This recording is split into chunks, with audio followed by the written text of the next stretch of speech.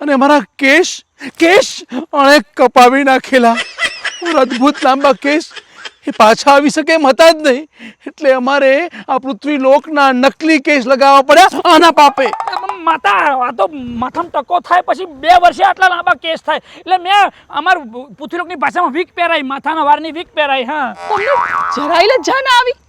આ યમલોકના દેવતા થઈને તમે પૃથ્વી પર કેસ કપાવ્યા અને આ તુચ્છ નકલી કેસ અપનાવ્યા.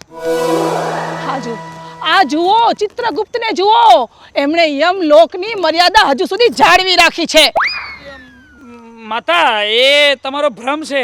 એમને કંઈ જાળવી નહીં. એમને જે બધું છે ને એ બધું ખોટું જ છે. એ ઉગ્ર ચમન જ છે. એ ડુપ્લિકેટ નકલી જ છે. એટલે તમે બંને મને અંધારામાં રાખી મારી સાથે જૂઠ બોલ્યા.